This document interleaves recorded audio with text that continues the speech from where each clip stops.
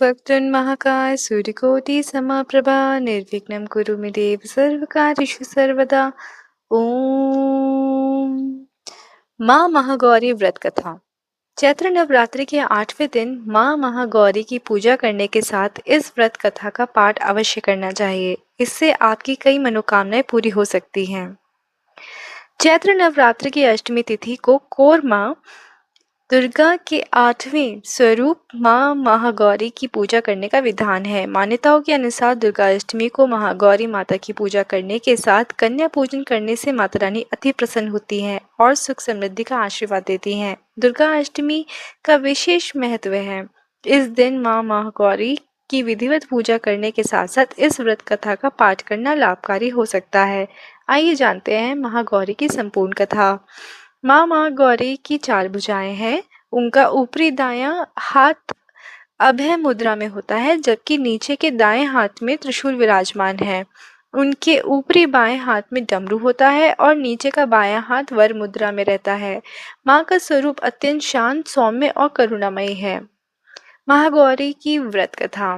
धार्मिक मान्यताओं के अनुसार माँ दुर्गा के 8वें स्वरूप माता महागौरी की को लेकर 3 व्रत कथाएं प्रचलित हैं, जो इस प्रकार है। महागौरी की पहली कथा।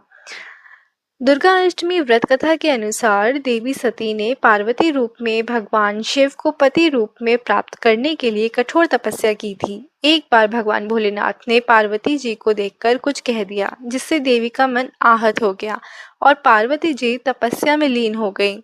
इस प्रकार वर्षों तक कठोर तपस्या करने के बाद जब पार्वती नहीं आई तो उनको खोजते हुए भगवान शिव उनके पास पहुंचे। वहां पहुंचकर मां पार्वती को देखकर भगवान शिव आश्चर्यचकित रह गए। पार्वती जी का रंग अत्यंत ओजपूर्ण था। उनकी छटा चांदनी के समान श्वेत, कुंद में फूल के समान धवल दिखाई पड़ रही थी।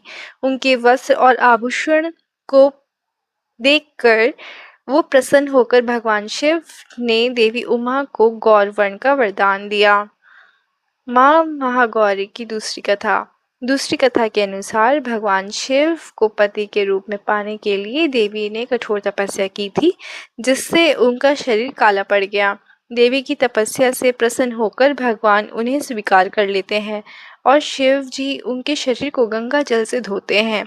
जब देवी अत्यंत गौरपूर्ण की हो जाती हैं, तब से इनका नाम गौरी पड़ा। महागौरी रूप में देवी करुणामय, स्नेहमय, शांत और मृदंग दिखती हैं।